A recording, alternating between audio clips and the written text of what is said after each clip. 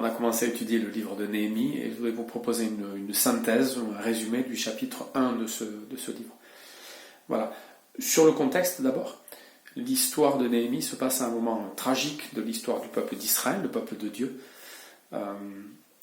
Jérusalem a été conquise, détruite par Nebuchadnezzar et les Babyloniens. Ils ont emporté une bonne partie du peuple d'Israël à Babylone. Et quelques années après,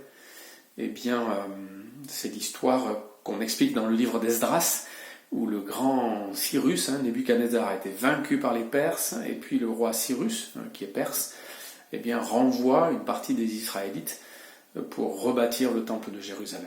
Donc ça, c'est le livre d'Esdras. Et juste après, puisque cette reconstruction du temple, elle est effective, le temple est reconstruit, mais le début du livre de Néhémie, ce sont des émissaires, en tout cas des gens d'Israël, qui viennent dire à Néhémie quelle est la situation des Israélites à Jérusalem. Et quand Néhémie entend le compte-rendu des événements, sa réaction est impressionnante. Il s'assoit, il se met à pleurer, il se met à prier et il se met à jeûner pendant plusieurs jours, et on nous dit même nuit et jour. Parce qu'en fait, il apprend que la situation est très mauvaise. Les murailles de la cité de Jérusalem, qui était une des gloires de la cité de Jérusalem avec le temple, mais aussi sa protection principale, sont quasiment détruites. Il y a des brèches, en tout cas, dans toute la muraille. Et le moral des Israélites est au plus bas. Ils sont dans une situation difficile, désespérée. Donc la première réaction de Néhémie, qui est un personnage important dans l'Empire perse, puisque c'est les chansons du roi. Les chansons du roi, c'est pas celui qui chante des chansons, c'est celui qui s'occupe des boissons du roi. C'est pas simplement un œnologue, c'est pas simplement celui qui choisit le vin ou les bonnes boissons pour le roi, c'est certainement quelqu'un qui était un homme de confiance du roi aussi, parce qu'il devait veiller à ce qu'on ne l'empoisonne pas, et parce qu'il devait s'occuper d'une partie de l'intendance. Donc Néhémie n'est pas un prêtre, pas un prophète, pas un spécialiste de la loi, mais c'est un haut fonctionnaire. Et ce haut fonctionnaire, quand il entend ce qui se passe dans Jérusalem, il est touché par une tristesse profonde. Et je ne sais pas comment vous manifestez votre tristesse, mais lui, il s'assoit, il pleure, il prie et il jeûne. Donc peut-être qu'on s'assoit parfois quand on doit recevoir une mauvaise nouvelle, peut-être qu'on pleure et on prie, mais il y a aussi cette idée de jeûner dans des situations vraiment douloureuses, particulières, et il va adresser, c'est quasiment tout le chapitre 1, une longue prière à Dieu. Il va s'adresser à Dieu en disant « Éternel, Dieu du ciel, Dieu puissant et redoutable ». Je ne sais pas comment vous priez. Il y a déjà une première leçon dans l'ouverture de cette prière, c'est la façon dont Néhémie s'adresse à Dieu. Il ne se contente pas de dire « Seigneur » ou « Éternel » ou « Mon Dieu », mais vraiment il va détailler un peu qui est Dieu, ce Dieu éternel qui est le Dieu du ciel et qui est aussi puissant et redoutable.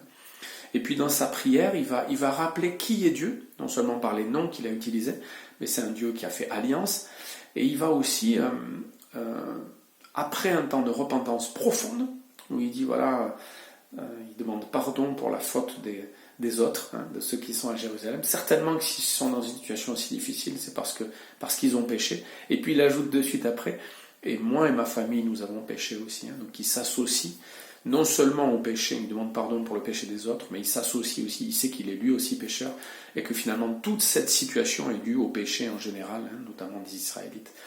Et ensuite il va rappeler à Dieu ses promesses. Voilà, je te rappelle ce que tu as dit, il fait référence à des paroles de l'Ancien Testament. Tu as dit que le peuple d'Israël, s'il désobéissait, allait être déporté, mais s'il revenait à Dieu, tu as dit, Seigneur, que tu le ramènerais. Alors, s'il te plaît, accomplis tes promesses.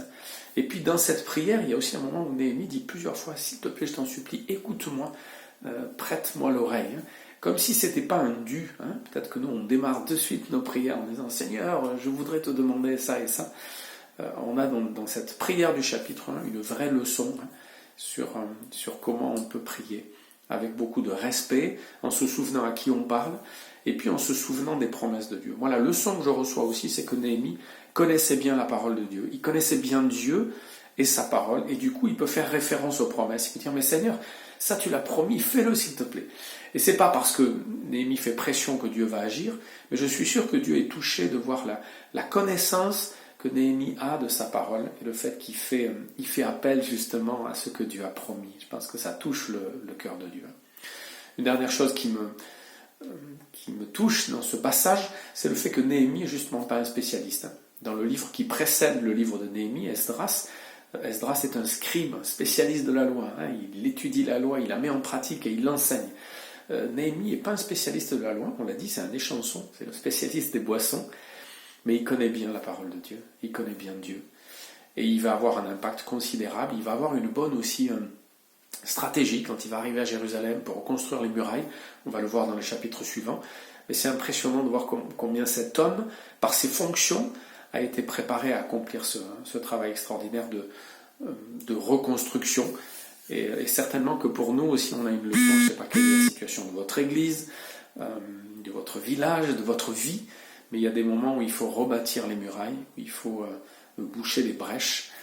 Et ça commence en fait par la prière, par la repentance, par la supplication et par le fait de bien connaître Dieu pour faire appel à lui. Voilà, je suis touché de réaliser que les réveils, les reconstructions commencent par la prière, par la repentance et par des nouvelles qui ne sont pas très bonnes. Donc le peuple d'Israël est dans une situation difficile, parfois l'Église est dans une situation difficile aussi. Il faut qu'on arrive à certains moments importants de notre vie et de la vie de notre Église, de notre pays, à se repentir, à s'asseoir, à prier, à pleurer, à jeûner et à crier à Dieu pour lui demander de nous écouter, pour lui demander d'accomplir ses promesses et pour qu'une reconstruction ait lieu, pour qu'un réveil ait lieu. Voilà. Certainement que c'est une des leçons de ce premier chapitre du livre de Néhémie et on se retrouve bientôt pour la suite.